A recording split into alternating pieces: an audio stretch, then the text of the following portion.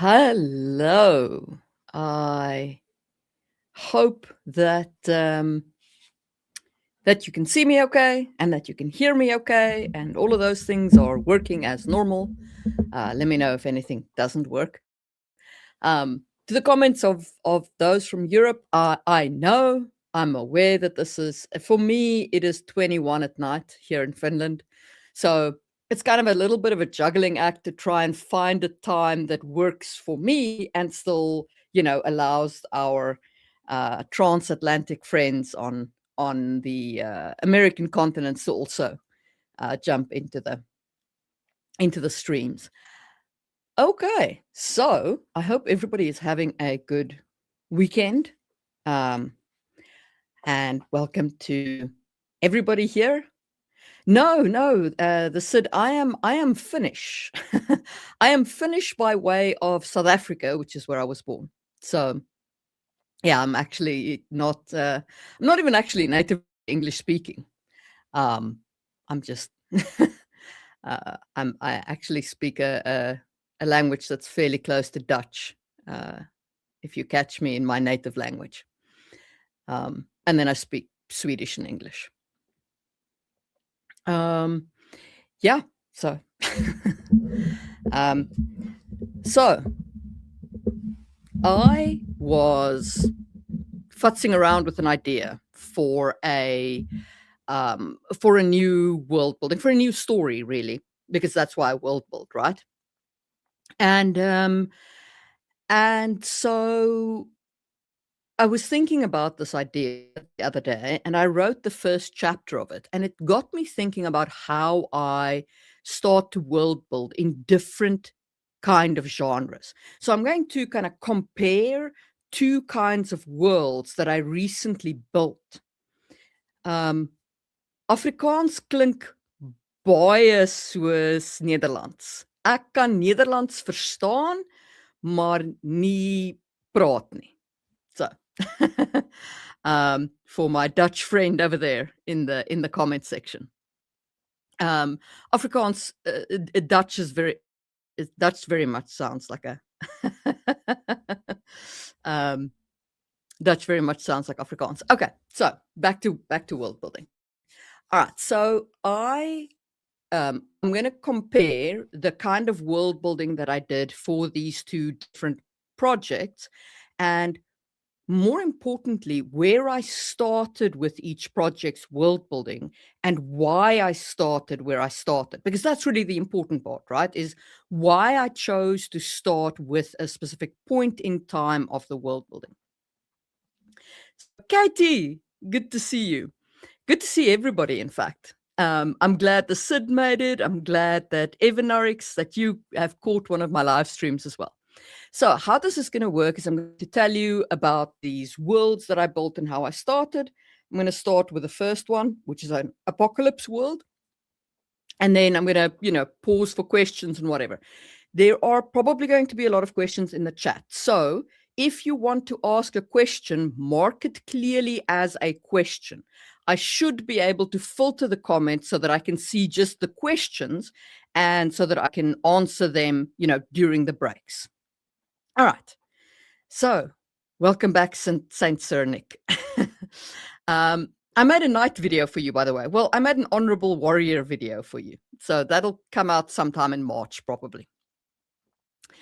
I still have to edit it, so it's still sitting in its raw form on my big editing machine, which needs a format. But anyway, that's a question for a different day. So I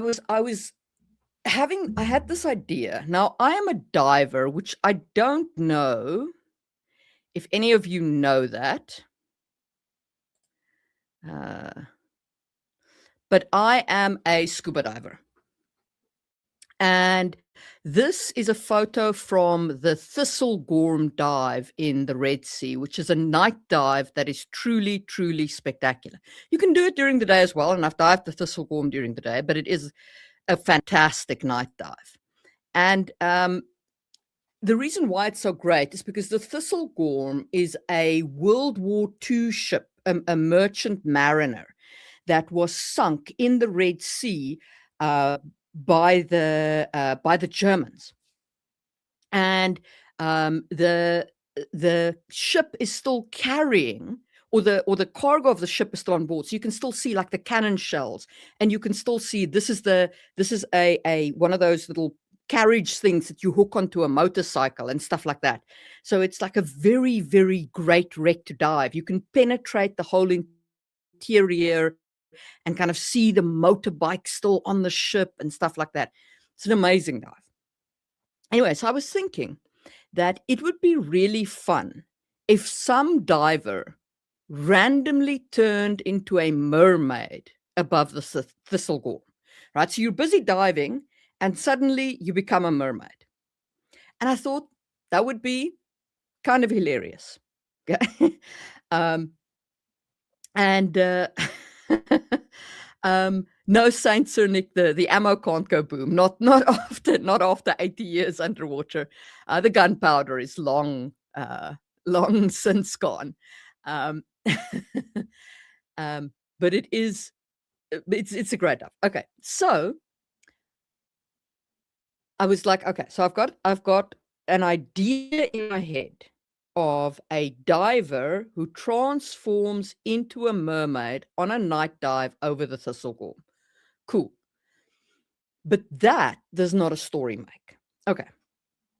So what I did then was I said, now I need to think about why. What would make somebody transform into a mermaid? Yeah. While they're diving. It would have to be kind of event that would create magic coming back effectively, right? Some kind of magical catastrophe. If I wanted it to be today's day and age, which I did.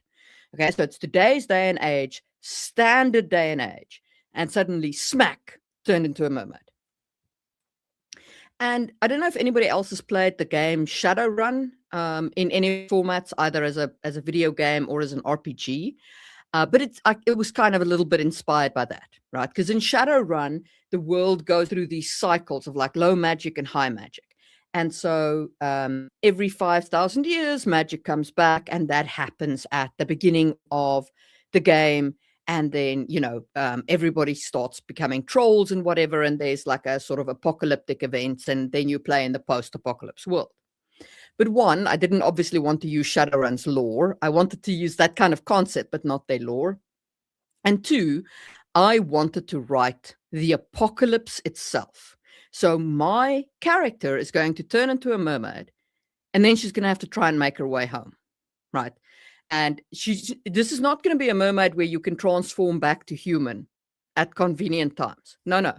She is now permanently a half fish girl. Yeah.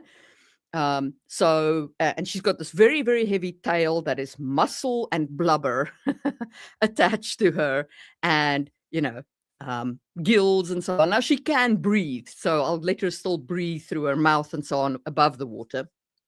But she does. She's a permanent mermaid, and and she then so why? This was the big question that I had to answer before I could write. Before I could actually write the chapter of her transformation, I had to understand why this would happen. Yeah. And that got me thinking about, okay, so why would we not, if magic was a thing that could happen, and I'm saying our history remains largely undisturbed, why would we not have known about it? And then I was like, okay, I think the key is to take it back to the agricultural revolution. Okay? Before the agricultural revolution, we had magic. Then something happened, we lost magic, and that resulted in us turning to the agricultural revolution. So that's what I did, and I tied that into Göbekli Tepe. And I said, okay, we used to have magic, and people didn't need to kind of go into the technology that enabled the agricultural revolution, because magic kind of made sure that we always had enough, right? But it did also mean that power was in the hands of a few people, not many people, few people.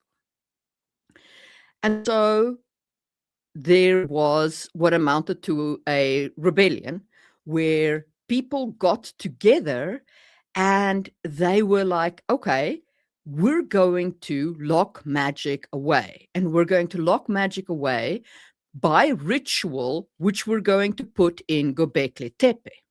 Okay. And so they did that. And magic was locked away. And all the mythological creatures, like the mermaids, the dragons, because there's going to be dragons, the everything, right? All of the mythological creatures we half remember and put into stories, plus additional others, were either turned into normal animals or they were turned into normal humans. And, from there onwards, the whole kind of flow of our history happens as per normal. All right, cool. Then, now in today's day and age, we have obviously been doing extensive excavations in Göbekli Tepe. And then I was like, okay, one of the actual original sorcerers, their bloodline accidentally bled on top of one of the newly discovered stones. And that essentially broke the curse, broke the kind of the thing that locked magic away. So overnight, magic just rippled out through the world and hit everybody. And there are now people who can cast magic, and there are people who are now mythological creatures, and there's all this kind of chaos. And my main character is a Finnish chick who's, why not, who is diving in the Red Sea off Egypt, and she has to make her way home as a mermaid while the apocalypse is happening. Because if you think about what happens at this point, right, they're suddenly like creatures that cannot be dealt with necessarily by means of weaponry. Okay, you've got international travel shutting down. You've got some malfunction of technology going on. You've got, like Kaylee Dragonfly, and then my accountant turned into a vampire. Yeah, there's all kinds of craziness like that going on. And that is the apocalypse that she has to negotiate while she's a mermaid. So she needs to, she's got all kinds of complications. Like, she doesn't know at this point whether she can swim in fresh water. So she might have to make the whole journey swimming along the Atlantic all the way around Europe and up through the Baltic Sea. And at the moment, she's in the Red Sea, which is on the wrong side of Egypt. So my plan currently is to have her swim up the Suez Canal, right? And she's got a friend with her that needs to get home to England. So I'm going to put the friend in a boat and have her and the friend journey through Europe or around Europe. I haven't quite made up my mind yet. While there's just chaos boiling around them. And so that kind of apocalypse planning is basically just establishing what is your massive disruptor. And when you're writing an apocalypse or a post-apocalypse setting, understanding what is your root apocalypse cause is always important, because it informs so much about your environment that develops afterwards. And it helps you understand what the cascading effects of the apocalypse is on the world around you. So in my case, the apocalypse was the sudden, brutal introduction of completely alien powers, right? Abilities that people don't understand how to deal with, that governments have no hope of dealing with, and that will result in breakdowns. Like my current thought process is to have them arrive at probably a Greek city, because once you go through the Suez Canal, the nearest European border is, on the other side of the Mediterranean. And then I thought, well, it would be fun if they arrive in Athens, and Athens is currently under control of a dragon. or something equivalent to that, like some mythological creature has taken up residence in Athens, claimed the city as its property, and basically, like, anybody who doesn't agree with the mythological creature gets eaten, which, you know, then starts to complicate the characters' lives, of course, but it also starts showing the reader how that apocalypse is affecting the world, and what those effects are. So yeah, um, that was the first concept that I had, and the kind of idea that I had around apocalyptic planning. You can also plan, so that's a what I call an additive apocalypse, right? The world is in a stable state and something is added to it. You can also have a destructive apocalypse, right?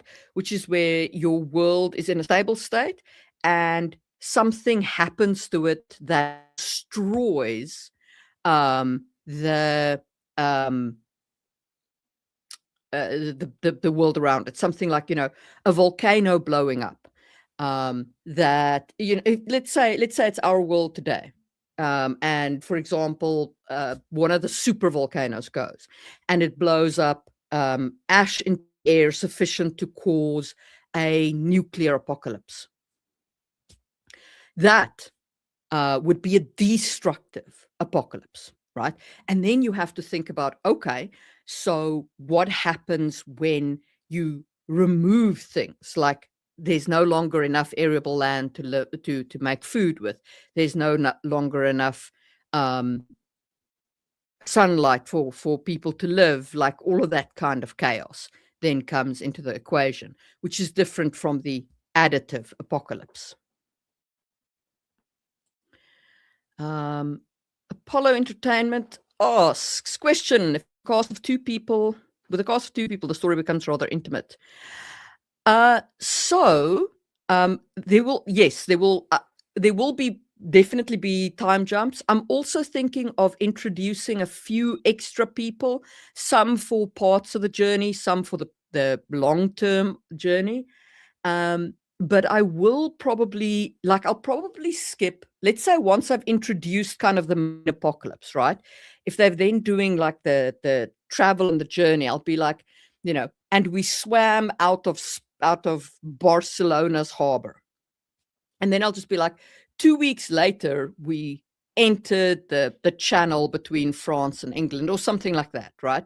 So, because I think, like, if there's nothing happening per se during the journey, then you can just elegantly time skip.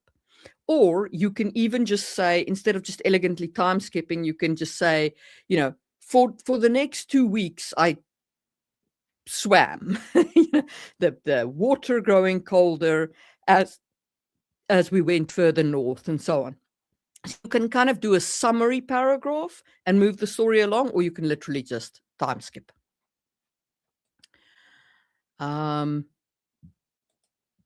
Saint Sir Nick asks, is the Siege of Terra an additive?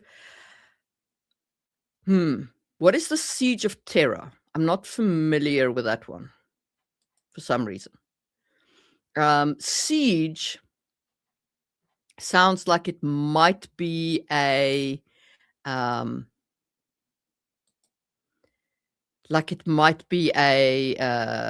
combat one, which would definitely, I think, be probably a destructive one, because if you're having an army, if you're having war be your apocalypse, that kind of destroys. Well, it depends on the war a little bit, but for the most part, it destroys your society, right? And it kind of removes. Yeah, kinda. I'd have to think about it a little bit. um,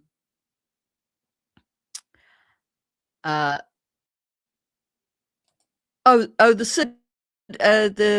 Apollo, a poly doesn't mean literal time jumps. Doesn't mean as in travel through time. They mean when you narratively in the story move forward. So yeah, I think a wartime. You see, the thing is also, I don't think like a war is necessarily an apocalypse per se. Or it's a localized apocalypse, because it's generally not a whole world, unless of course it's like, Palpatine blowing up the world.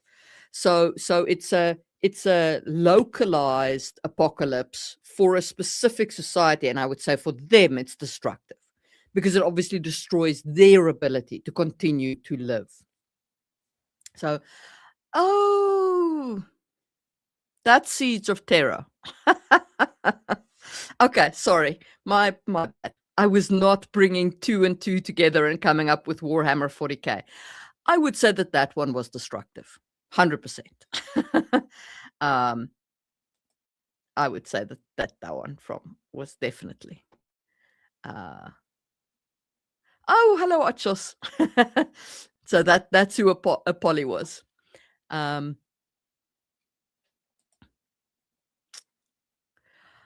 All right. So that was my apocalypse world, and how I would start building the apocalypse would definitely be with why the apocalypse happened. And my general advice to that is, it's been done so often that they destroyed themselves, that I would generally say steer away from that one, because the good Lord knows, like, there's nothing wrong with it, but it's been done so often that it just feels, bleh, to have another, like, they ward themselves out of existence or something like that. Right. Then for World Building Blueprints, Volume 2, which you can buy on my site right now, I built a world for the Kickstarter backers, which I'm going to show you parts of that now. And it has and it's a complete world. It's a Bronze Age world that I built. And with that world, I started with a map. Tolkien always said that he cleverly started with the map with his world building. So I figured I couldn't go wrong with it. Even though I don't actually believe him, I think that Tolkien started with the languages. But, but yeah. So you can see that this is an actual hand-drawn map, and it's not a normal map. I don't know if you've watched my How to Geography, the map, but I spoke there about the importance of tectonic plates, and that's what this is. This is the tectonic plates of the world that I built. So these, like, little rift lines in between, right, are my my tectonic plates, and they helped me create the continents. Okay. Now, I used a very, very scientific method to draw these tectonic lines. Very scientific. I took my pencil, I took my paper, and I kind of kept drawing until I felt that the line was long enough, or I reached the end of the paper. and I just kind of drew the puzzle pieces together like that. There wasn't any real science behind it, right? Behind just the tectonic plates themselves. But then what I did was I started saying, okay, now, how does this result in land masses, and how does that create, and in which direction are they moving? And once I started doing that, I started getting interesting results. Like on this little island, for this little island to exist, this part of the plate has to effectively be turning. Okay, so it is actually slowly rotating in place, resulting in a whole bunch of volcanoes along here. And this part of this plate is pushing up against that plate, which is pushing up against that plate. This plate is pushing into that plate. So you've got a massive mountain range over there. And that means that this big ass supercontinent over here has got a huge, huge desert in the middle of the Bedell continent. And that gave me a lot of ideas for what I wanted to do with that world. Because at that point, I was then, okay, so if that is where I've got a big ass desert, then I can put most of my core civilization, bearing in mind this is a Bronze Age world, right? So it is way back in the past. So I decided my humans are pretty much on this big continent. They haven't really spread anywhere else. And they're here on the Liha subcontinent, and they're over here on Bedell. And let me see if I have my color map. I do. Oh, it might not. It might be too big. Okay, hold on. Let me add the document.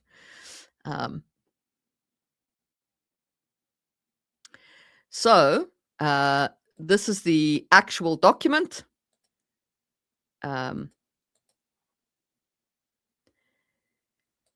Usher, I do have a Discord. I have a Discord for YouTube members and non-YouTube members.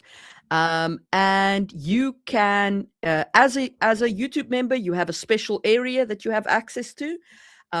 You just link up your YouTube with your Discord account. There's a guide on YouTube on how to do that.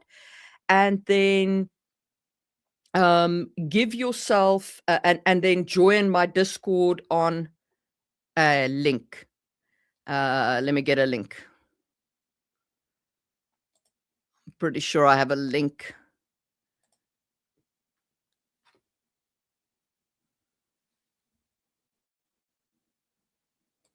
Where do I have my links? Hold on. I just need to dig out a link again. I used to always put them in the body of the video, and then somehow I stopped doing that, and because I copy from one video to the other, I'll just find a link quickly to Discord that works. Thanks. Yeah, and that Discord is open to everyone, but there is a special members only area. So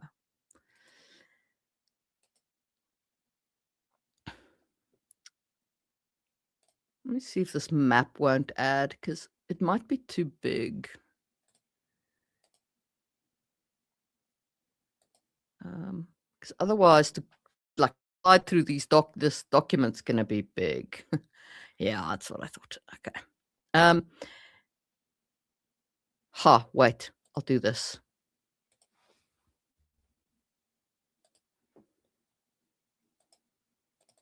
Bowl and blood.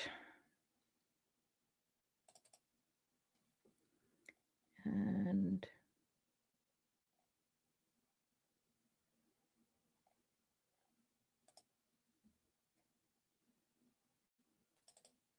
all right, I have these two.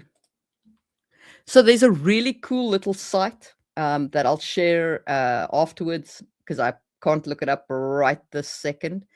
That allows you to do this. I'm going to share my screen. And there we go. So it allows you to build an actual globe. So I made this globe out of my image. So you can see that here's the desert area. Then I've got kind of the Dawn Tide Empire over there. I've got a mountainous civilization over there. I've got these the city states over here that have been conquered by the empire. And then there's various other kind of images that are just, they were fun. It was incredibly fun to make the map into a globe. So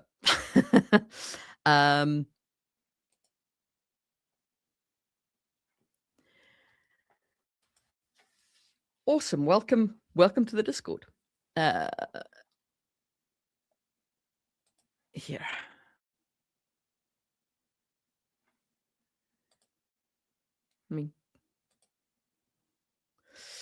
Let me quickly get a Discord link. I have to have one in a recent video.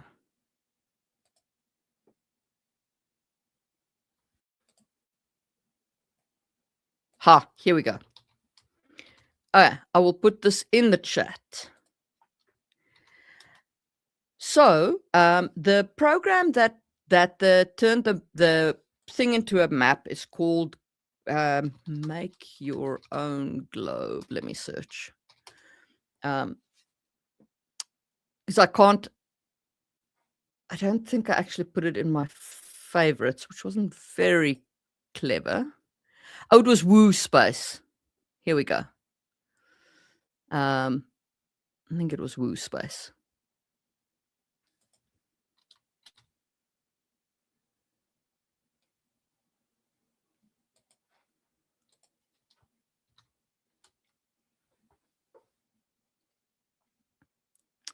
There we go.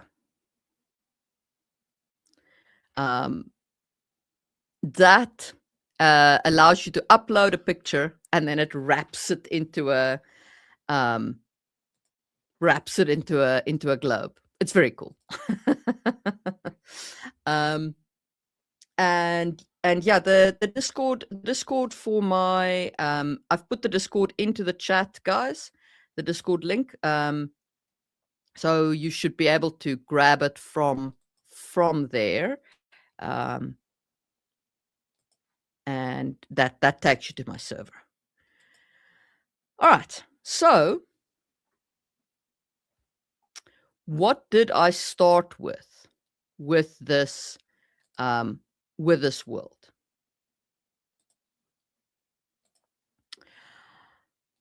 I started with the metaphysics of this world. And I'm going to just share this. No, that shares terribly. Hold on.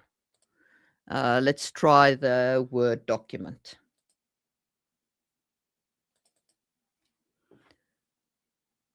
Because that's not going to work.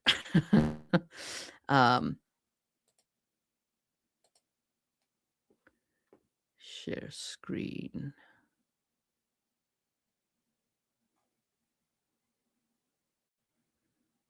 Window.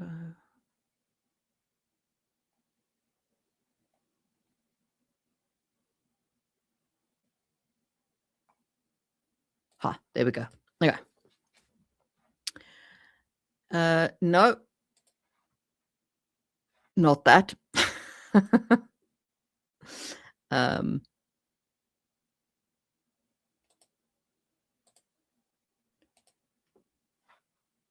Man, this is ridiculous. Where is my there?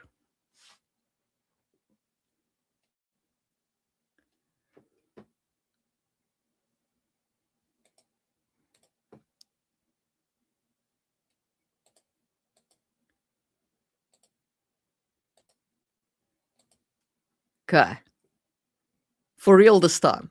Hopefully this is now going to give us the actual ball and blood. Rather than, there we go.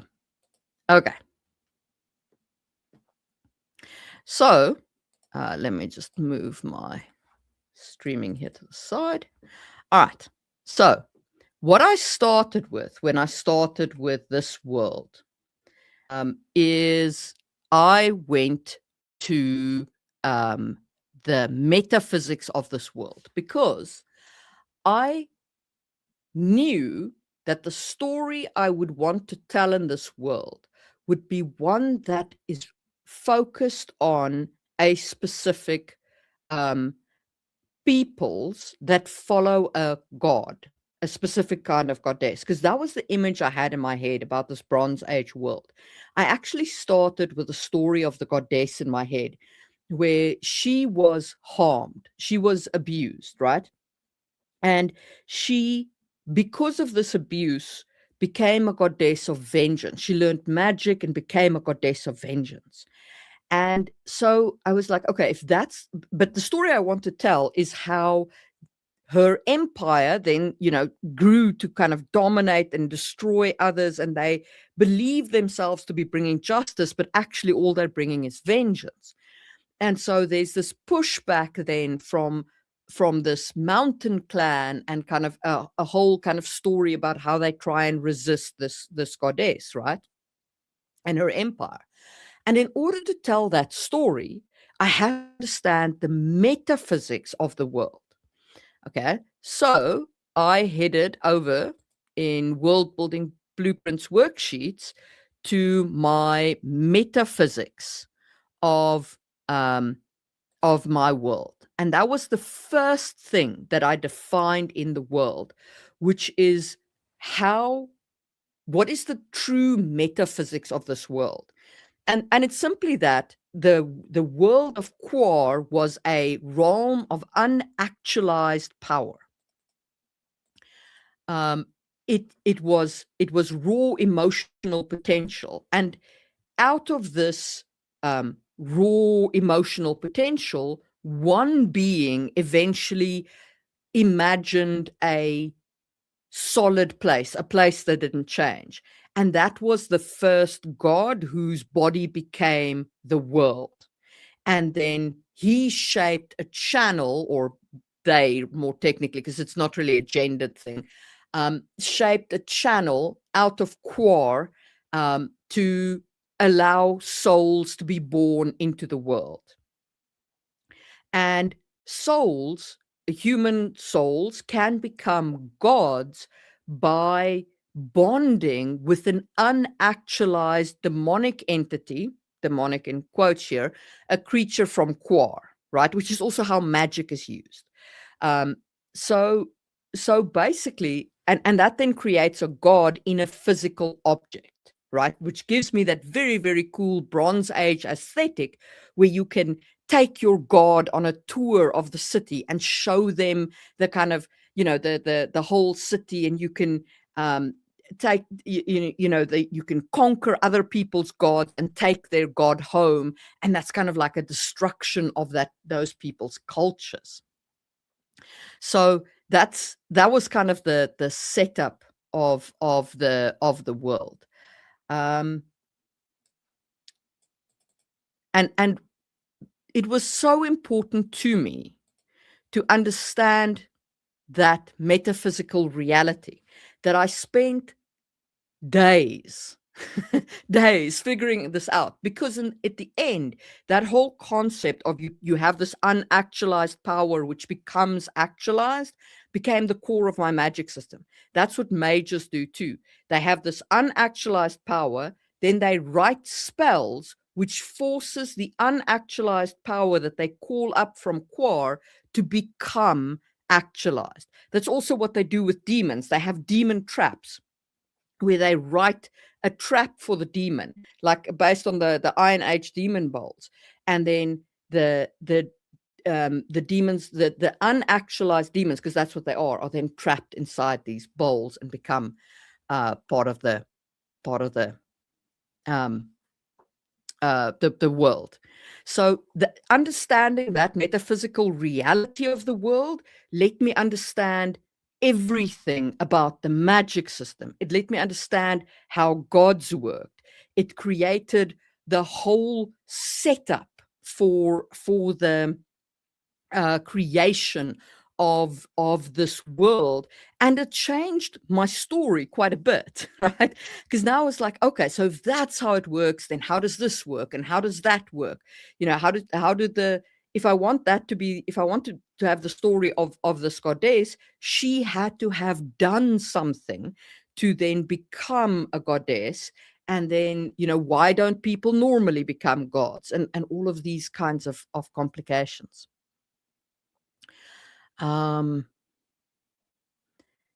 Kaylee asked a question. I think it was Kaylee.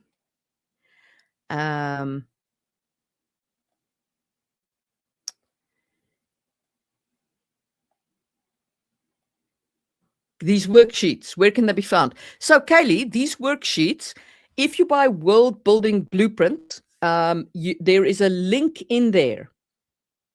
So these worksheets are all out of World Building Blueprints. They all come with the PDF, with the audiobook, with the EPUB, with the physical books, any of them, all of them. And there is a link in there in all of them that will take you to a place where you can download the Word document that I've just shared, the same Word document I've just shared, but the one without, my example filled in, obviously. So that you can fill in the worksheet by yourself. You can print them out. You can, reuse them, add to them, do whatever you like with them. So because in theory, you could write in the book, but I knew that I wanted to sell the PDF. I knew I wanted to sell the book as an EPUB, and I don't want to write in a book. I don't want to write in my own books. So I wanted to give people the option of downloading the worksheets separately and filling them in separately, and that's what all of these. That's what this.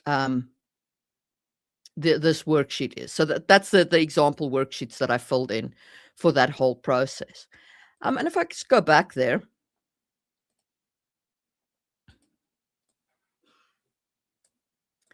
So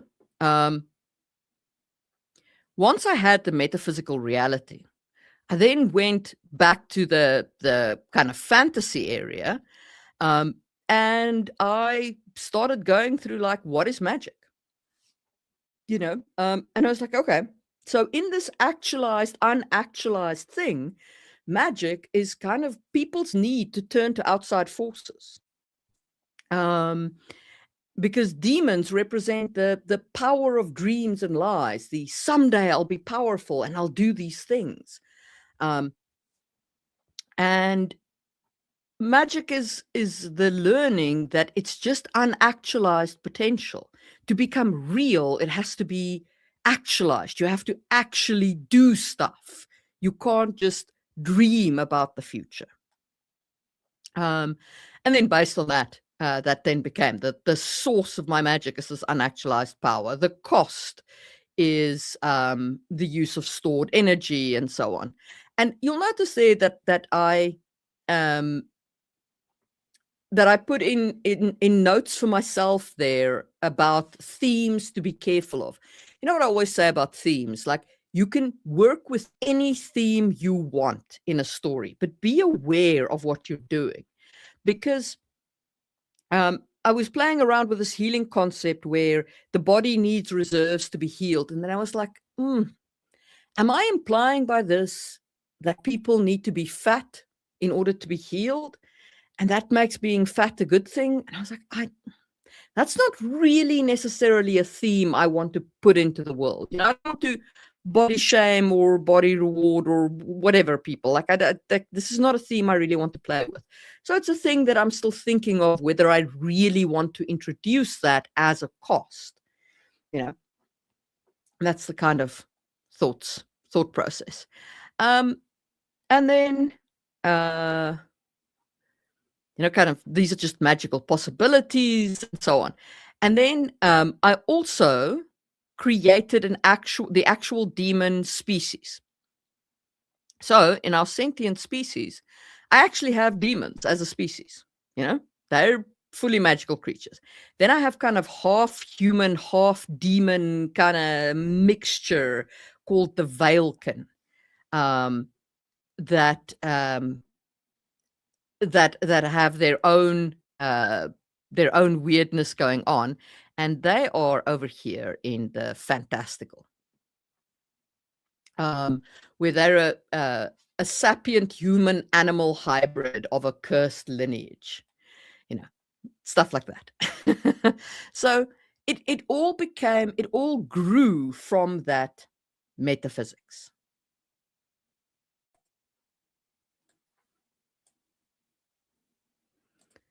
Let me just get back here.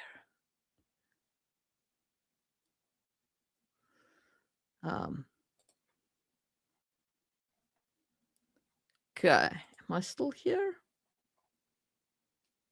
What is going on here? Here we go. Okay.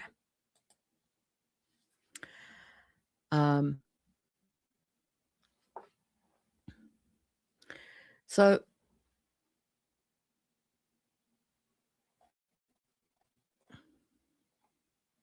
yeah.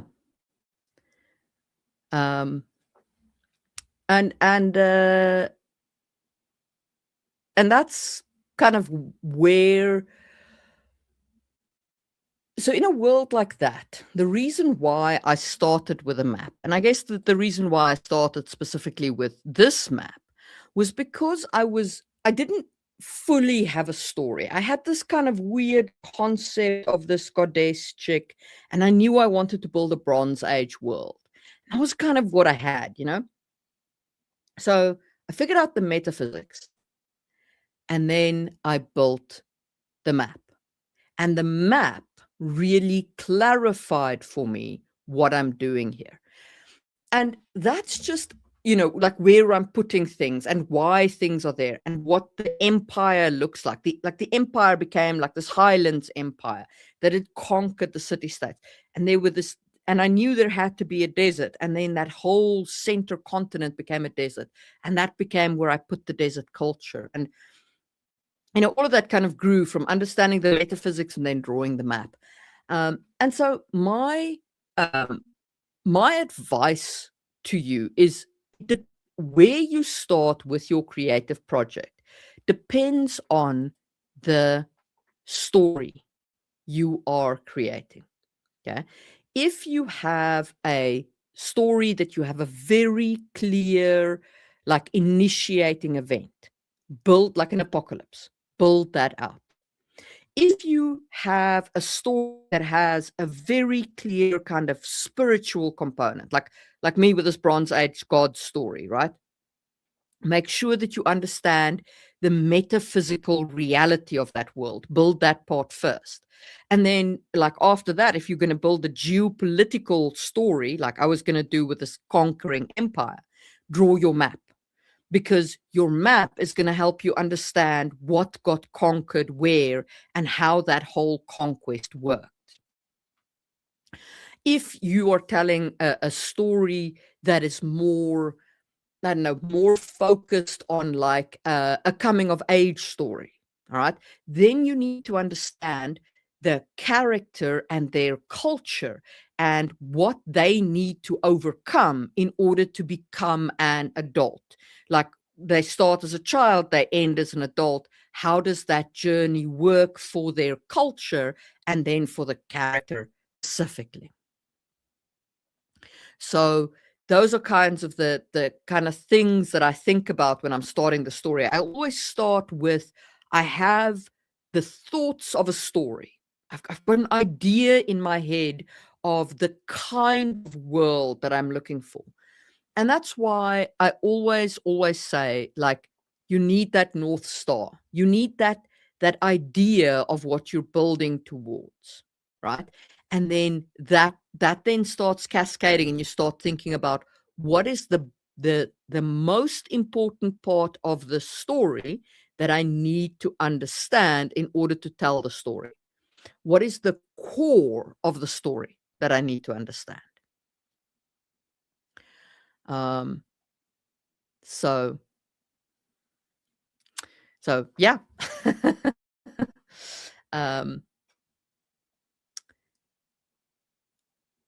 I am scrolling, and so questions. Hit me, guys. What would you like to know about on this topic or other world building topic? What is the world builder tag in the Discord? Asher, that is just a that is the tag that I use when I say, okay, I'm going live now. I will use the world builder tag to say I'm going live. That's about the only time that I really use it. Just so people know that is when I'm gonna go live. Yeah. Uh, that's a very cool world, Laura. Demon batteries.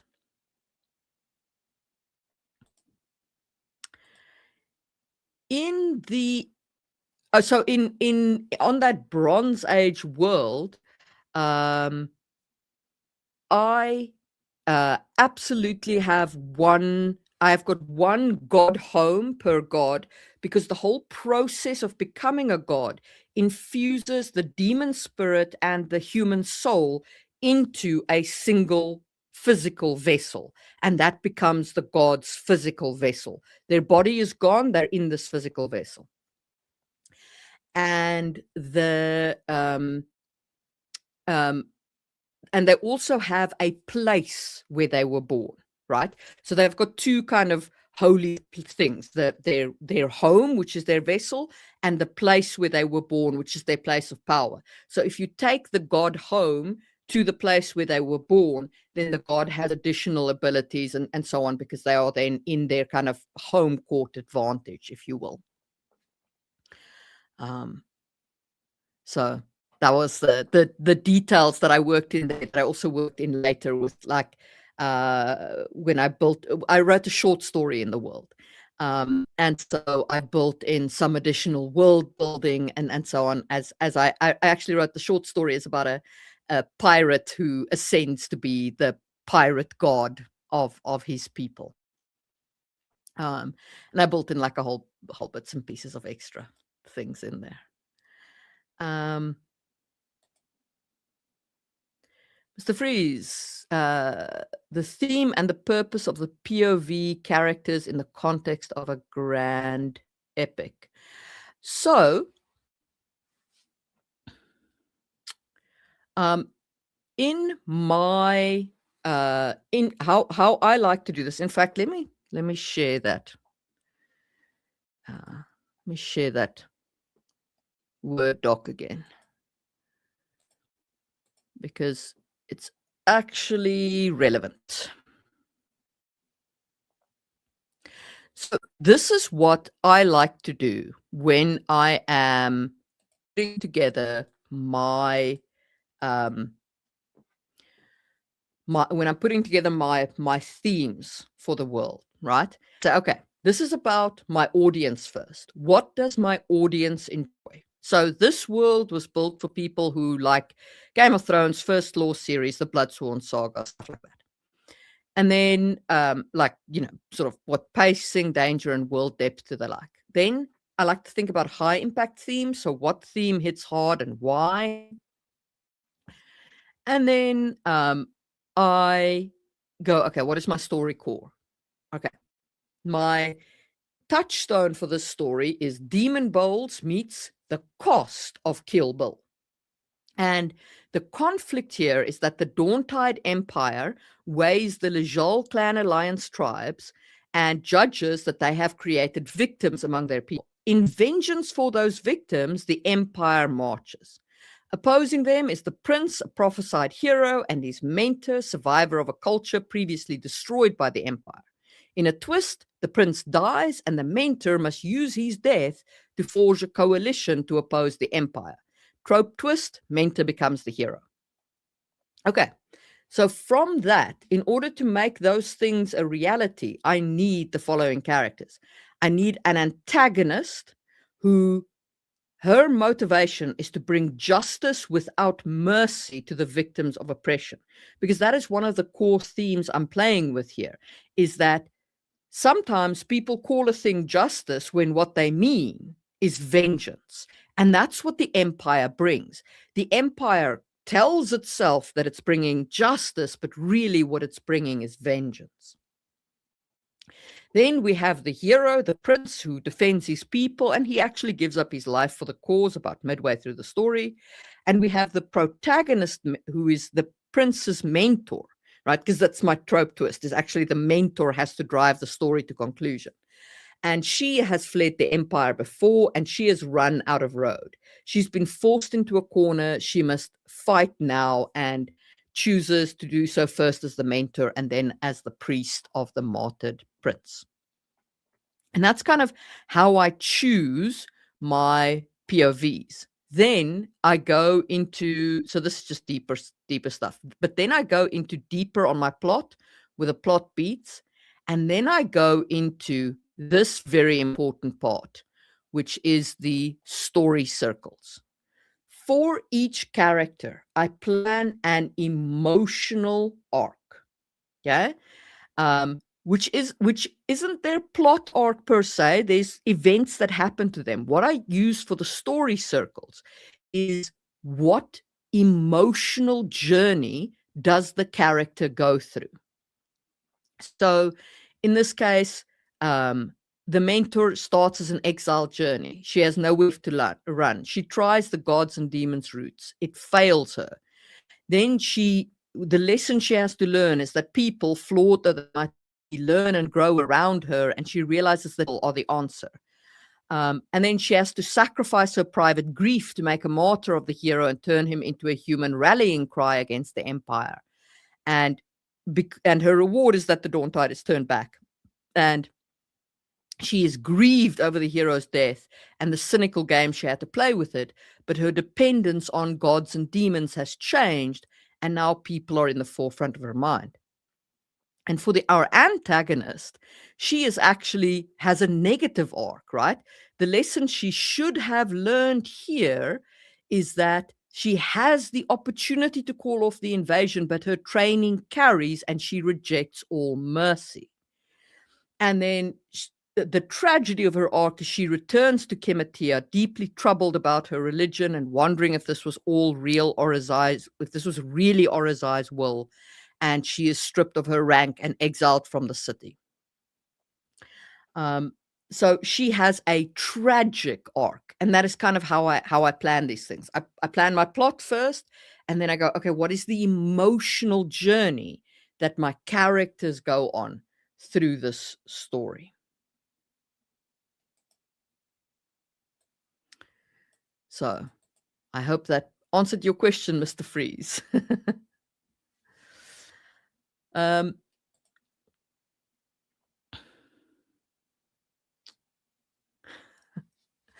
So that is one way to do it, Necromancer, JM. But I would say, like, draw a map with a geopolitical story. You're gonna need one. Laura Bones, and hello, Laura, asks, how do you go about choosing good metaphors for real world topics you want to discuss? So I generally lean on my magic system here in part. So I'll give you an example from Sangwheel. In Sangwheel, the nobles have almost complete control of their bodies through the magic called Hobby, right? And what I did with Sangwheel is the people who live in the Bloedben area gave up their power in order to lock away a greater threat to the world, right? And they created the Bloodgate through that. And there is a massive conflict at the end, where the nobles are faced with the question of either return this power to the people, right, and let the Bloodgate fall, and return the power to the people, or maintain the Bloodgate and retain reduced power as the nobles, right? It would reduce the magical power available, but the most powerful nobles would still keep their power. And that was kind of the conflict that I set up. And it kind of leads into sort of a resourcey kind of metaphor and political power metaphor. And I hope I disguised it well enough. Like, I hope it wasn't too in the face. But that was what I used the Bloodgate setup for. In terms of, like, setting up that people yield their power. Yeah, everybody has a certain amount of political agency. Every human has political agency. because you have control over yourself and your own actions. But people yield their political power to their leaders, right? And either through like voting at the ballot box or through tacit acceptance in non-voting um, in non-voting leadership positions and so on, right? And and that was kind of the concept that I was playing with the Bloodgate. And those leaders can either like hug that power, right? Or they can release that power back to the people instead of hoarding it. And that is the path that I believe is the path of greater virtue, is to not hog power when you don't need it. So like of people often like say emergency powers are never released, and that was kind of what I was playing with there as well. Like the government must release emergency powers. We can't always just give more and more power unto the government because we had to give power for this emergency to be handled. Like that kind of concept was kind of my playing around with it. Um, and I thought that the Bloodgate was a good metaphor for that. But metaphors can be tricky, and the best way to make sure you hit the mark is to have beta readers and to ask specific questions, open-ended specific questions. So at the end of the story, you ask things like, did you understand, like what for you was the message of the Bloodgate? What for you was the message of this moment? What did you think was this character's growth arc? That kind of thing. Because you want to make sure that you're not putting words into people's mouth, and you want to make sure that you are actually hitting the mark with your metaphors and your story, and also that you're not like smashing people in the face with a metaphor, that it's not too obvious. So um thank you, Xanthstep. Much love to you as well. um let's see. How do you practically get past mental resistance stopping you from writing? So this is hard. I'm not gonna lie. But the only way that I have found forward past it is you have to actually write. And once or twice I've been in a blue funk where I just haven't been able to write.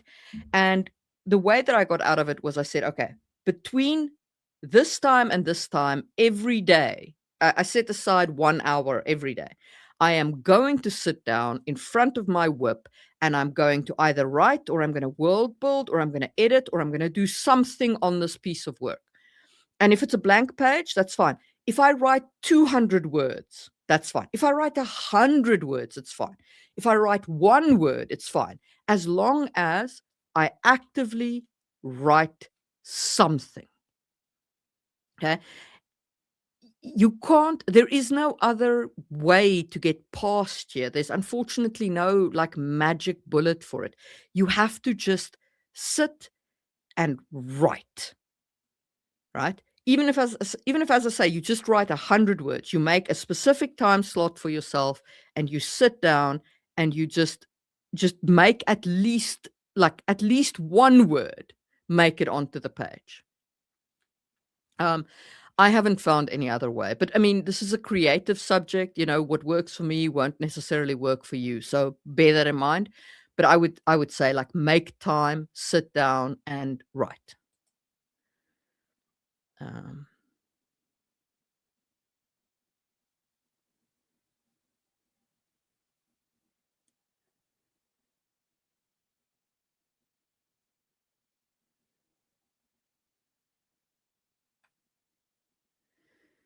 Do you get beta readers before or after editors, or both? So I generally get beta readers and editors about the same time. But I use one editor. I use Sean Gray, and he does my plot editing and my line editing at the same time. And generally speaking, like I I I I do my kind of plot development by talking to him. Like we have Zoom calls sometimes. And then I have my plot development calls with him, and then I actually just write. Um, Beta readers, I normally, as soon as I finish the first draft and I've had like a sweep over it to make sure I haven't got no huge holes, then I send it off to my beta readers and I'm like, okay, guys, what do you think? Um, and then, yeah, I take it from there. But also bear in mind that by the time that I send it to the beta readers and even to the editor, it has gone through a full critique on Critique Circle, which is my common testing ground. So, and I've got a whole like little circle of readers and people there who, make suggestions and comments and rip things apart and say this doesn't work and that doesn't work and what do you think you're doing here and this character is boring as batshit and so on.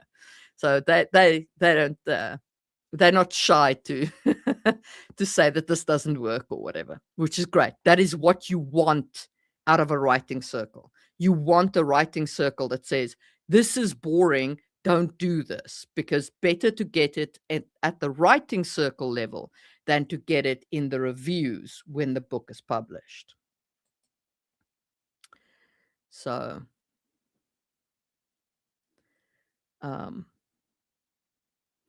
how did you find an editor? So I actually have a friend who who is an editor, and it was lucky, to be completely honest with you.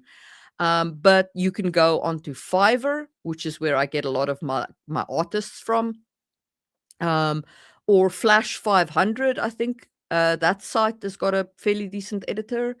Um, or like reach out to me. I'll find out if my editor is taking on new clients. Although I will tell you, like editors are not cheap. Like I get friends and family rate, and it's still not cheap. So bear that in mind. Like when you get there. Um,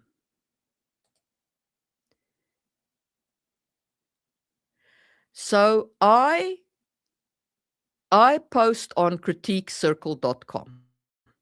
Uh, I'll I'll put that in the chat as well. So this is a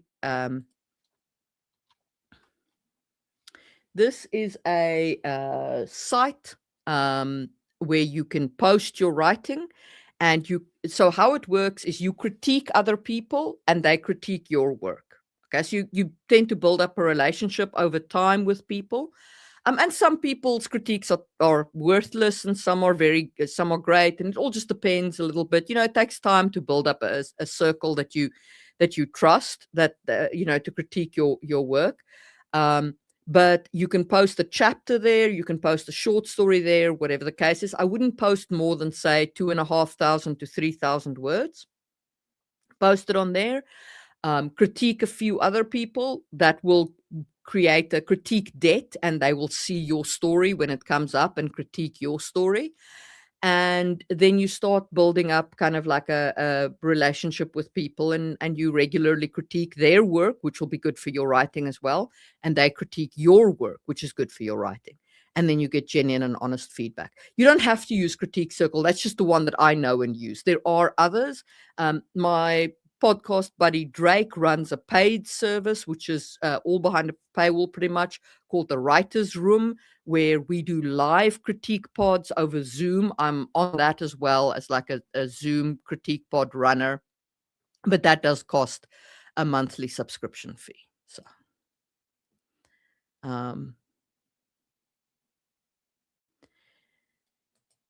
yeah.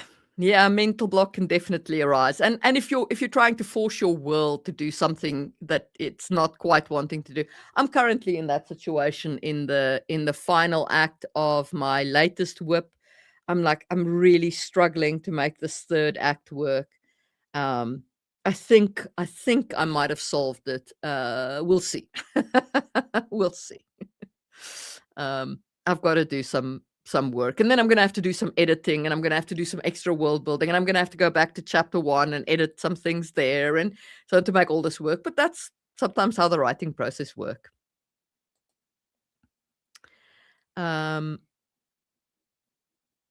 So I think the writer's room is pretty much English. Weirdly, the guy who runs it is Icelandic. So it's actually hosted in Iceland, or on Icelandic service, I think. But I think it's mostly English. I haven't seen other languages. Um, that's not to say that you can't have it, but obviously, like, I don't know. Like, if you post in Spanish, I don't know how many people speak Spanish. I, for example, don't. So, um, but I'm, you know, yeah, um,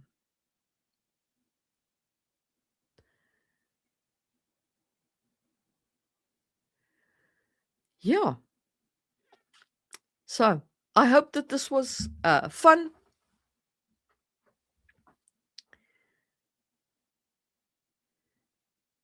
Yeah, 100%, Katie. You have to. You can't just get critiques on your own work. You have to critique other people, because critiquing other people helps you learn what they what it helps you spot in other people's writing what you're doing wrong on your own. Like, the kind of progress of learning is like, um is like this. You have no idea you're making a mistake. You learn that there is such a thing as this mistake. You begin to spot it in other people's work, and then finally you see it in your own work. So you have to critique other people as well.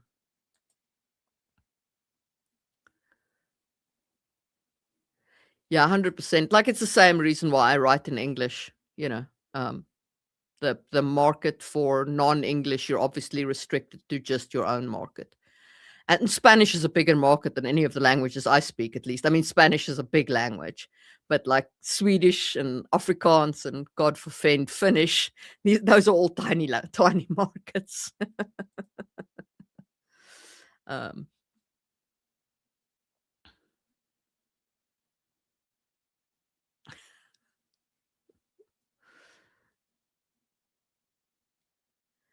how much world building is too much world building? So, my opinion is that the faster you get to writing, the better.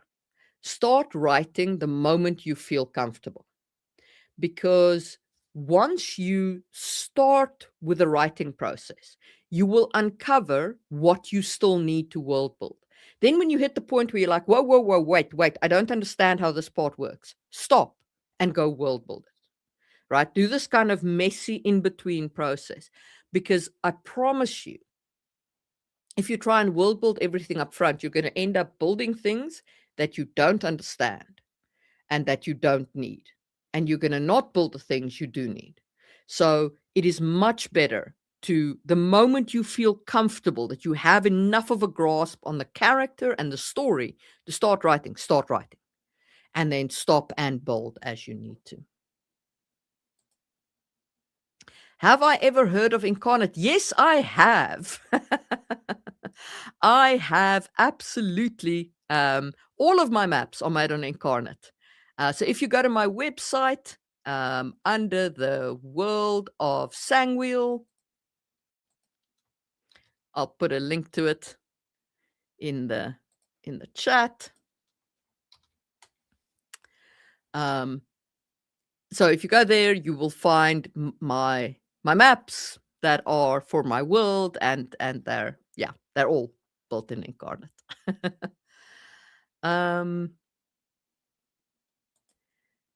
I'd like to learn some Finnish myths. You want to read the Kalevala.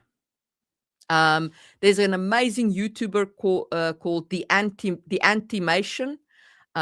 He's a great YouTuber. He does Finnish history and mythology in English, obviously. So you'll be able to get the Kalevala myth there, and how the Kalevala was told, and all the rest of those details. Or you can read one of the translations. There is a very good written version of the Kalevala, but it's in Finnish. So, yeah.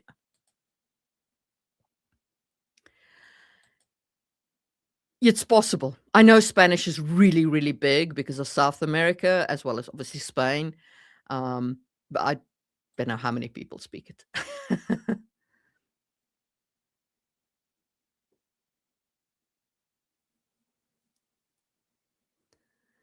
What do I think is the hardest types of characters to make?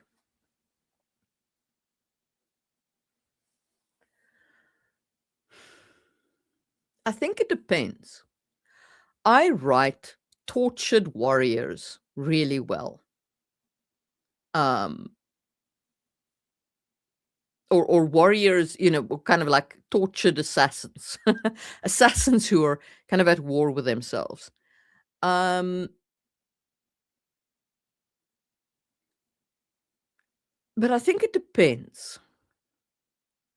For example, I struggle to write very feminine women.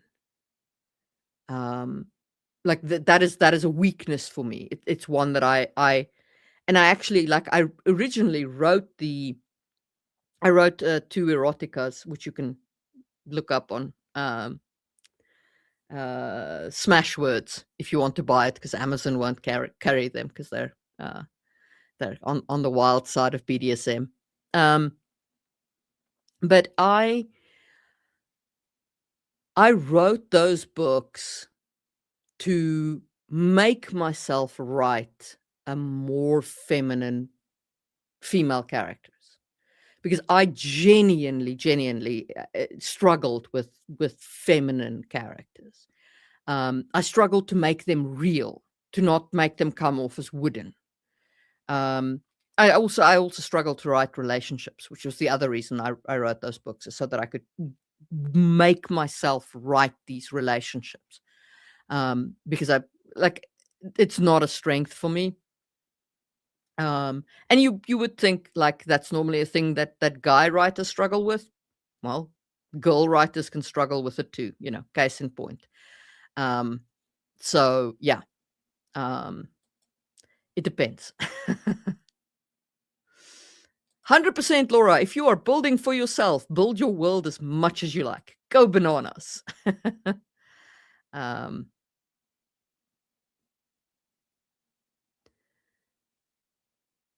what is the most recent example of a film, TV show that you watch that has great world building? Oof, TV show. Uh, so the most recent fantasy TV show that I watched, fantasy, historical story, was Blue Eye Samurai, and the world building was so good. So good. Oh man, I love that show. I freaking love Blue Eye Samurai. They did such a good job of taking the kind of the Japanese culture of that time and really leaning into it, and building their world on top of it and layering everything's in. Um, I mean, Knight of the Seven Kingdoms, obviously. But they're drawing on Martin's world there, which is a very well built European medieval world. The Witcher, great world building.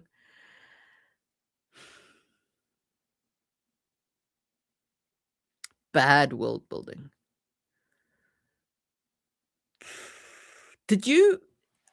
I think this was just on Apple. It was so bad. There was this. There was this show where everybody's blind. Jason Momoa was in it, and they've got these. One person is born one sighted person is born, and everybody else is blind, and they've got these like ropes and crap that they hold onto, and that they make their way through the village, and nothing made sense in that show. Like I did not follow why the chick was born with eyes, why these people were blind, what was the point of the show, how did they use these overhead ropes for like for real, like what is even going on here? And especially it frustrated me because I know for a fact that blind people can adjust to seeing through sonar echoes, what amounts to sonar echoes, and I could not figure out why an entire like population of blind people had not made that leap. I mean, in our world today, there are blind people who can ride a bicycle while making a clicking sound. Because the returning, they've trained themselves that the returning sound paints images in their mind, not super detailed, but enough to manage. And I was just like, oh, come now. How did you completely miss that whole setup? So I can't remember that TV show's name, but that was bad world building. I didn't like that at all. um, so um,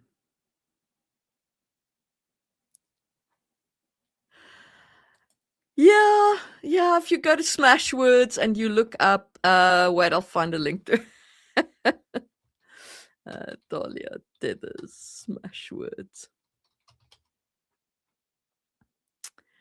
Um,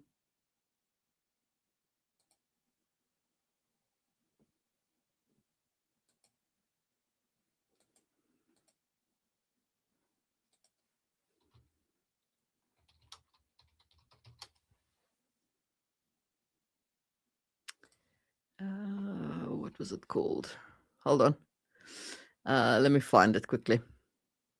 Book portal.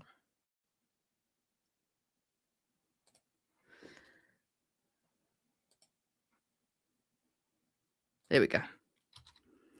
So you can normally find this stuff on my site as well. So if you're looking for my wild side for my wild side writing, it's over there. um,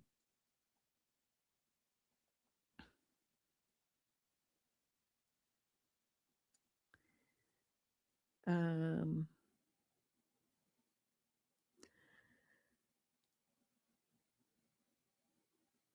yeah, characters that have skills I don't have are difficult for sure. Um, my favorite author is Jacqueline Carey. Come on. Do you really think I'm shy about like spicy scenes like that?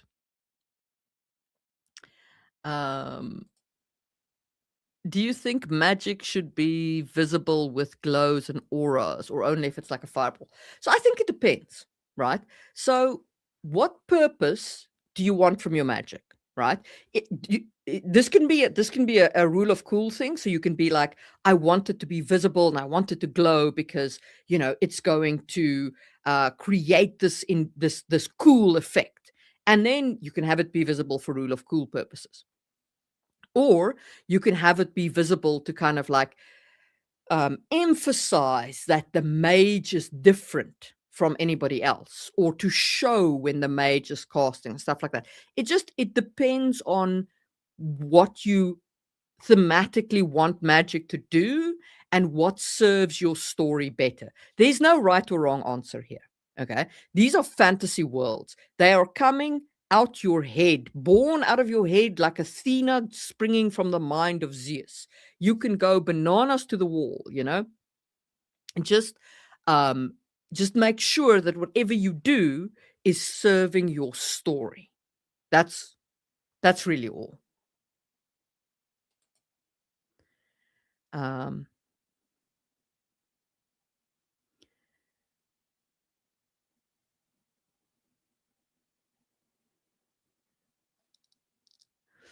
um, Rings of Power wasn't actually that bad world building wise. They just the problem with Rings of Power that they screwed up the order of the making of the rings.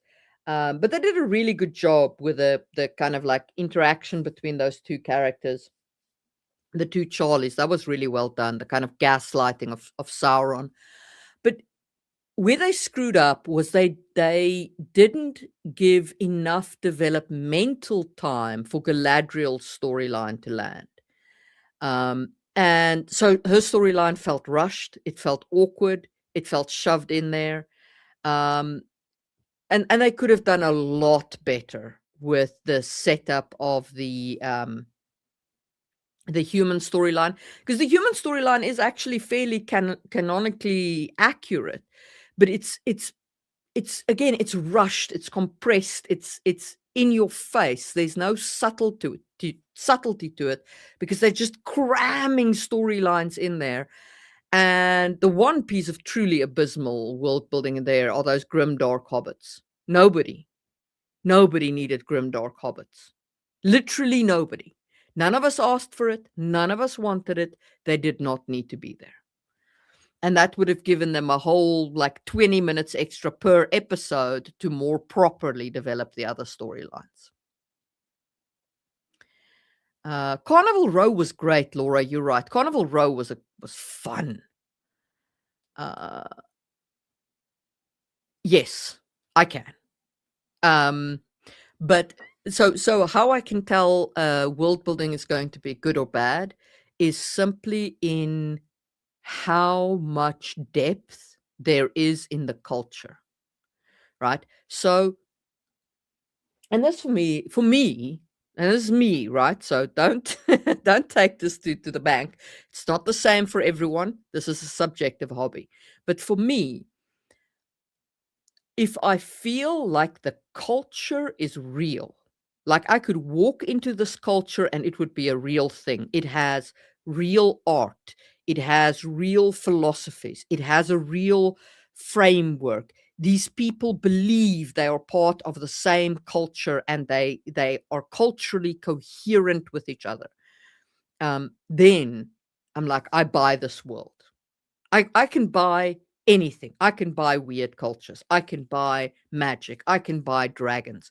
But you have to give me a culture that feels real. And you do that with the small touches.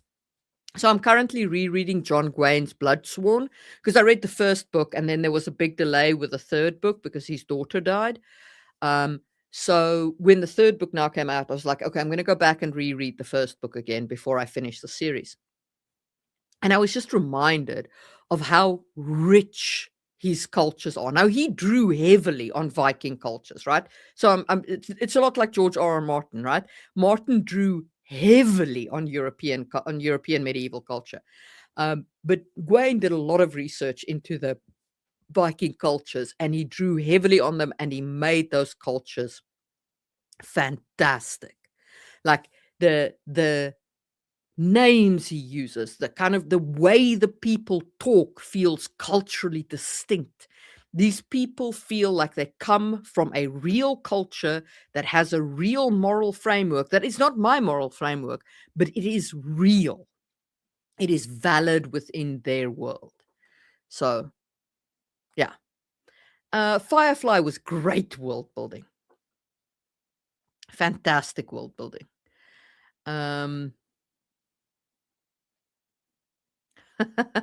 So, you know what I did with a romance is I actually read some of the bigger romantasy books.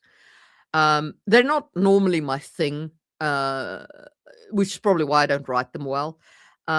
But I read through the kind of the Fourth Wings and those kinds of romantasy books to get that kind of feel for how they do the romance angle. It wasn't super fun for me. To say it's not normally my taste, but it did give me a better idea of how a romance is set up and what makes a romance. How do you sell a romance to the reader? Which is kind of the critical point, right? It's not really about will the romance really happen this way? It's what can you sell the reader? What will the reader buy as a real romance?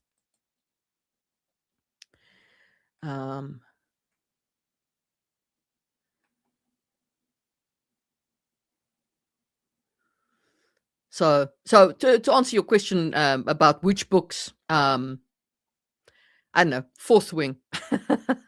I did not like Sarah J. Maas, so I would never recommend her. But Fourth Wing's a good bet, or any of the great romance writers, really. I also I've read a lot of Jane of the kind of classical romances, the Wuthering Heights and the Jane Eyres and things like that. Didn't help as much as you'd think, but I enjoyed them more.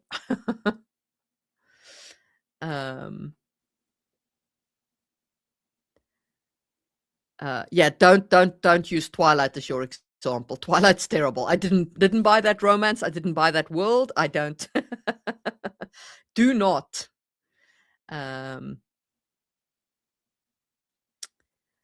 How would you design fantasy elves differently? So the thing with fantasy elves is, to me, like any non-human species, it's about the kind of purpose of introducing them. And to me, elves represents the thematic element of something that lives closer to magic in its natural state. So it would depend on the magic system I was building. Let's say I was let's say for some reason I had elves in the world of Sangwheel, right? Where magic is based on the concept of a creation force, and a destruction force kind of in conflict with each other. And you can either wield one or the other, or you can wield them both, but that requires balancing them, and you have to kind of borrow from somebody else. Like, you borrow somebody's destruction power, or you borrow somebody's creation power in order to then wield it, if you're a both sides wielder. If I were to put elves in a world like that, I would make them either be agents of pure destruction or pure creation, right? And I would make them as close as possible to that natural ability. And then I would make it so that they would never have that wield both sides ability, because that would then be a human ability of being able to balance this and not be so extreme. Because for me, elves are always thematically tied to the kind of purity of magic, and that would be how I would start designing them. And then physically, it would just I probably wouldn't give them pointy ears, because that's a dead giveaway that you're drawing on Tolkien, right? I would tie them again into kind of like the magic and the concept of the magic that they're embodying.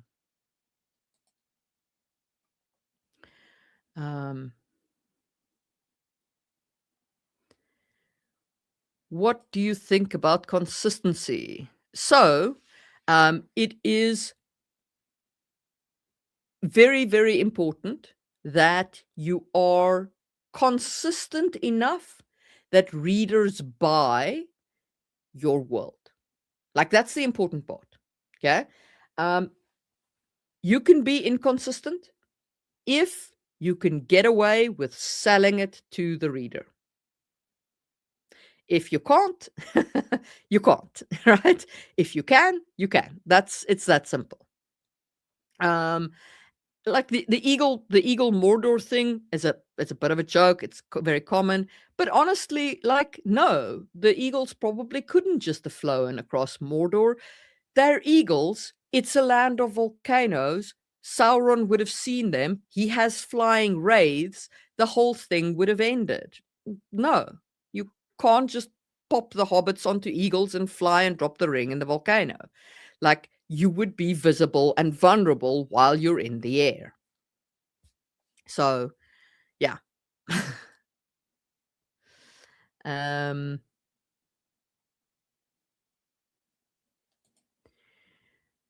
Transmuting matter into metal. How do I avoid people transforming everything into gold? Well,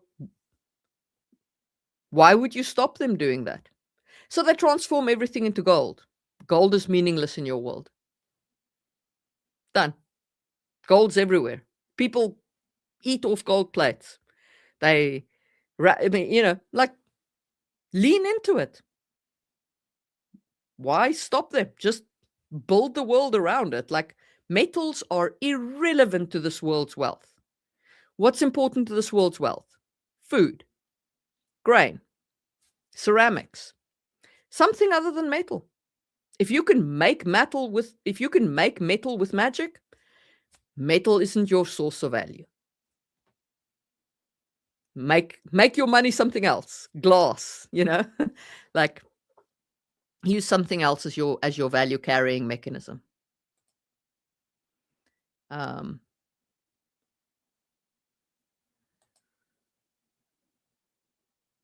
My academic background.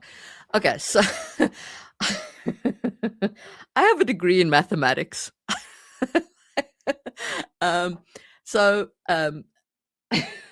that sounds ridiculous. So I have a degree in mathematics and I had economics as a major, but my mother was a professor of English literature and history. Well, not a professor of history, but like she had a degree in history. And I grew up surrounded with the classic books and with a lot of history. And I learned to read quite young. And like, I'll give you an example. I read Animal Farm when I was 10, and I had no idea what I was reading. I did not even vaguely understand what was going on thematically in that book. But I took the book to my mother, having finished reading it, and said, this was talking animals. And she was like, okay, let me explain to you about communism. Now, I was 10 at the time. That is very young to be given, economic theory of communism. But my mother never spoke down to me. So um, I just absorbed an incredible amount of her library, as all through my life. And then I loved history, and I read a lot of history. And then I got into philosophy. I was about 17 or so. And I went through a crisis of faith, and somebody recommended Kierkegaard to me, which I read. He didn't save my faith, but he did introduce me to existential philosophy. So, you know, which I then read a lot of. So basically, I've just had an enormously wide interest range, and just read a lot. um,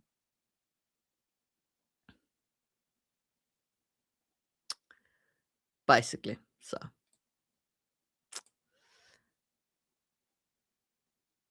Yeah, those hobbits were horrifying. They were terrible. I did not like the Rings of Power hobbits. Did not like them at all. Did not approve of them, um, even vaguely. Um, This too. Okay, so this is the other thing. Bad world building is when you drown me in your world. Like, you give me pages and pages of how this world came to be. No, no, no. I need to walk into your culture and live in it immediately. I don't need it explained to me. Just let me experience it. That's it. Don't give me its history. Just let me feel it right there. Memory, sorrow, and thorn is amazing. I love it. I love it. It does steal Christianity wholesale and import it completely into the world, but it is amazing. It is amazing. So the one that I personally love with immersive culture is, how do they tell time? Their measurements. How do they measure? The reason why I like measurements, right, is because measurements tells you what this culture finds important, right? How they measure weights and how they measure distances is like it's indicative of the kind of roots of this culture. You know, why do we measure, like, when archaeologists go like, okay, what is a Sealy bowl, what is a this bowl, it tells them something about the culture. And for me, like, that kind of like customized measurements, and so on, is kind of like a very root kind of part of the culture. Idioms are a great way to show a culture, like, what do they find important. Sayings are a great way to work with the culture. um, Clothing is an underappreciated part of a culture. Also, like, which classes of who can wear what within a culture, what do different genders wear, all of those kinds of details. um those to me are the details that matter in the culture. Like, if I think of Brandon Sanderson's Way of Kings, the one part of the culture that always sticks with me is that safe hand, the covered safe I think it's the right hand that's covered, the safe hand that's covered of the woman. It is such intimate cultural detail, right?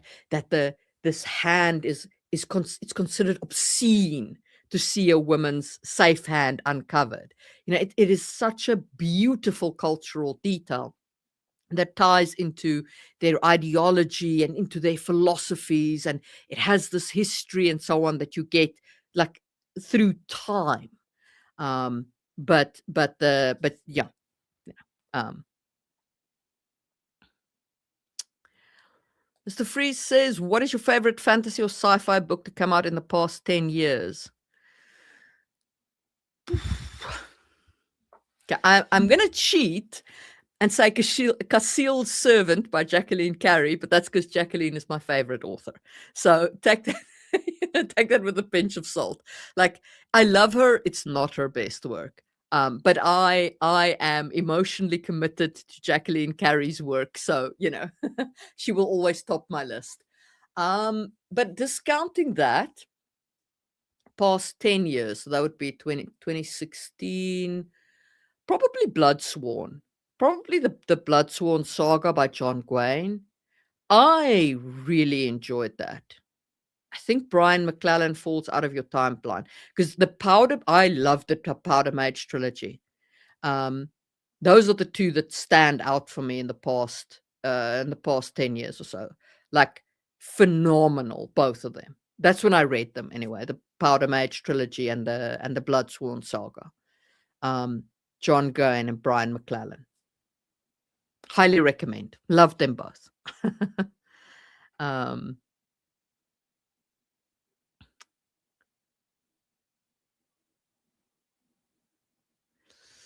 um I don't blame you, Navaria. Yeah. Fourth Wing wasn't it was well written, but it wasn't great. um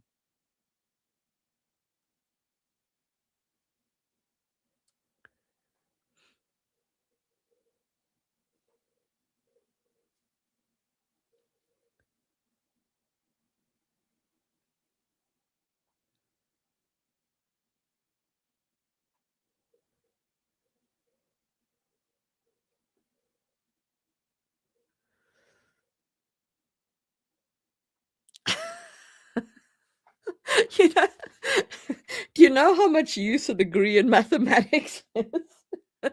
Like, my first year and second year work was vaguely useful, and I mean, I got computer science out of it, which is what I do for a living. I'm a computer programmer. But my third year mathematics was so weird and esoteric. One of my third year lecturers said, of mathematics is actually just philosophy with rigorous proof. And I was like, yeah, you're not wrong. Because that is exactly what it is. It is very weird, and it gets very esoteric when you kind of move into the things like ring theory and number theory and irrational numbers and complex analysis, and very, very weird. Very weird. um,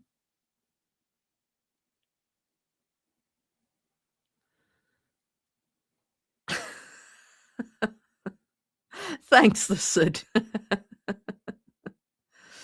Yeah, inherited knowledge is a good way to say it. Oh, thank you very much, Leroy. Much appreciated for the thank you sticker.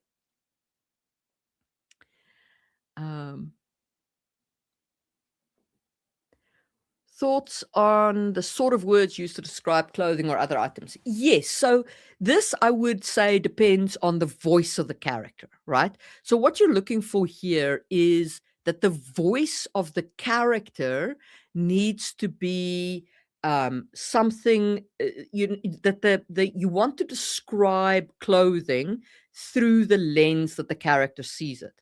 So, for example, if we think again of the safe hand thing, right? When a woman is describing the safe hand covering of another woman, it's different from when a man is describing it because it's such a gendered piece of clothing, right? And that's the kind of feel that you want to go for in your world. Like if somebody from out of the cultural group describes the clothing versus somebody inside the cultural group describes the clothing, it should feel different to the reader, because these people have different words for the clothing and the, what it looks like and what is considered scandalous and not scandalous. um Ah, okay. Like, should a curved edged sword be called a katana? I think you can just use weapon swords. Like I've got a Chris sword, those wavy bladed swords in one of my in the story I'm currently writing, and I just use the word Chris because here's the thing, right? You could go ahead and make up a strange name for it and give it a unique name. But if you are using pretty much exactly what is in the world shape-wise, there is value in using English names for things in that it lowers the barrier of entry for the reader. You don't have to explain to them what the sword is, you know. Now, I wouldn't necessarily use the word katana unless you're building a Japanese inspired culture, because it's going to feel very out of place if you put a katana in the hand of like a European armored knight, right? Because the sword creation technique wouldn't develop in a place like Europe where metal is plentiful. Like the katana folding technique developed because of the scarcity of metal. So, you got to kind of bear that in mind and kind of work around that. But I think if you're building a Japanese inspired culture, I think using a katana is fine. Using katana, the word is fine. Not in my part of the world. I live in the Arctic and the sun is weird.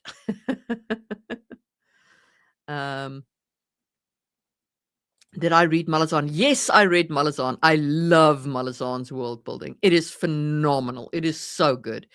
And it is so difficult. Like Malazan is work, but it is so much fun.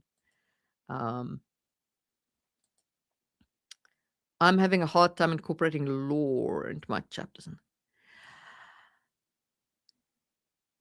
So, Leroy, I've spoken about this a few times on releasing your inner dragon. But basically, what you want is you want the flow to feel natural. So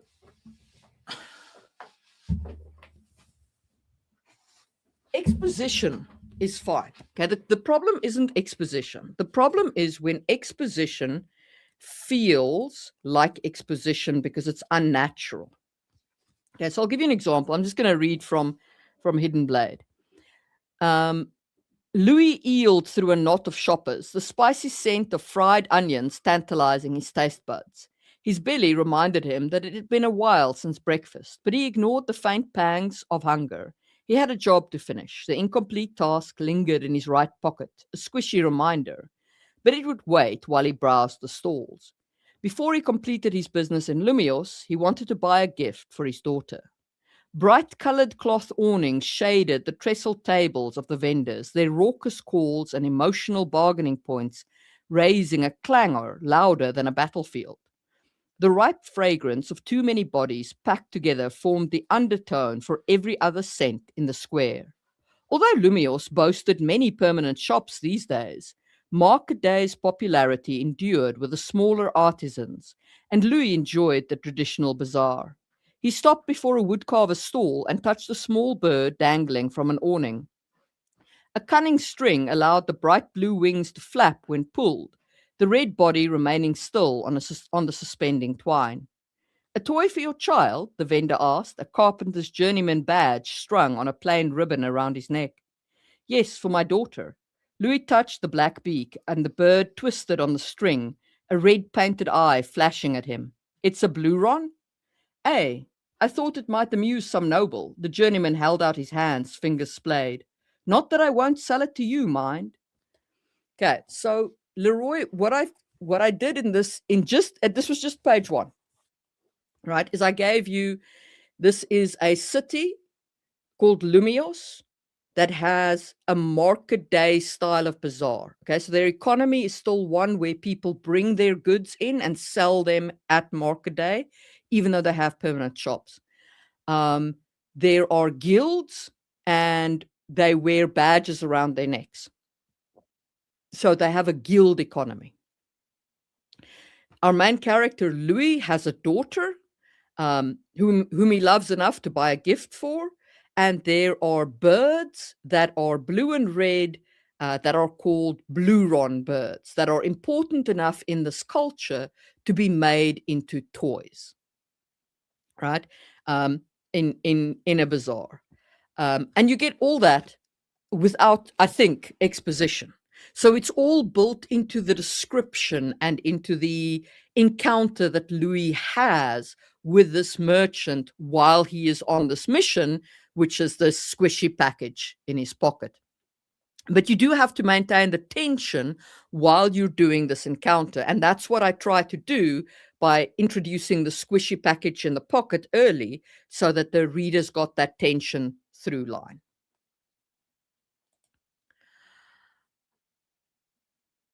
I don't know. I've never played Minecraft. I'm a little old for Minecraft. I never got into it. So, if it works for you, so my advice always, Noctilane, is if it works for you, it works for you. Whatever works for your creative process is the right answer for you. Okay? That's as simple as it is.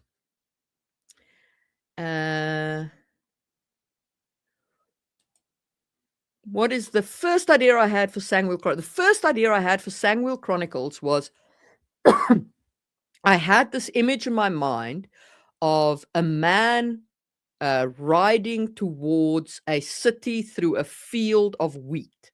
And I knew he was an assassin, and I knew he was going to the city to assassinate somebody.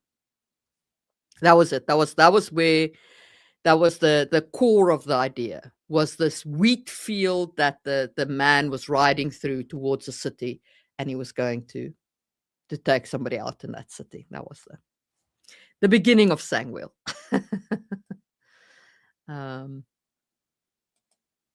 Thank you, Leroy. You've been very generous. I hope that helped, that thing that I read now. That the subtle way of doing it is to have your characters literally interact with the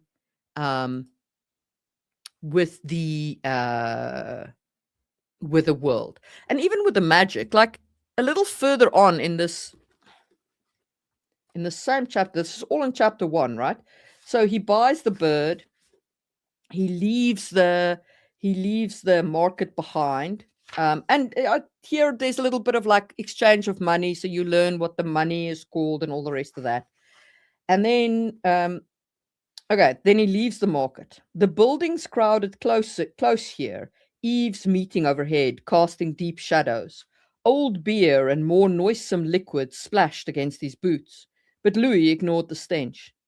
He retreated to the enclosing wall at the dead-end side and crouched down behind a broken barrel. Long years of discipline stilled his breath, and he found the fourth beat of his heart. That life-giving rhythm led his mind down through his blood and bones, and he reached for the core strength of his Elamar. The song allowed him to gather the shadows to his hands, and the quiet darkness licked along his arms. Magic sucked him out of the alley and into the shadow realm. The cold slipperiness of that knot place clawed against his mind. Intent focus guided him to the location he had scouted the day before, and the icy blackness faded. As the world reformed around him, he held himself frozen in the same crouched posture, heart pumping. But he had judged his target right.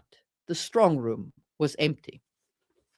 So right there, I've just shown the reader how magic works. There's a power source called the Elamar. The mage draws it into themselves, and in this case, they expend it. They go into the shadow realm. They appear somewhere else. They teleport, right? So, and that is what the reader should get from that action without me needing to cumbersomely explain that to them. So I hope all that helps, Leroy.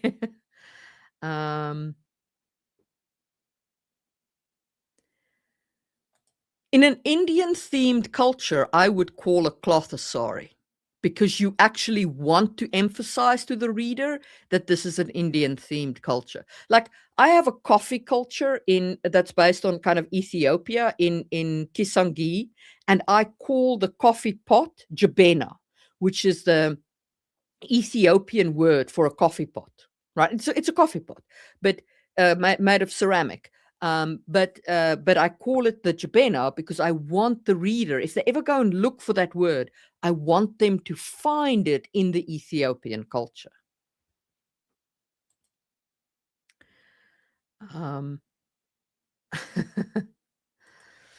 Well, it's available for, I think, $3 on Amazon or on my website. You can buy the EPUB. The EPUB has got and there's artwork in, human drawn artwork and all that. So I will see if I have time.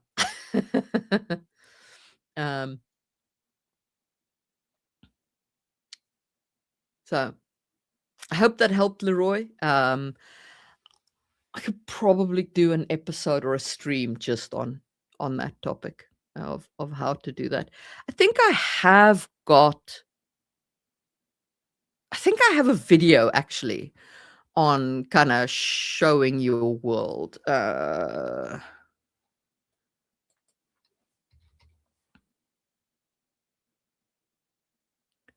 I do. Hold on.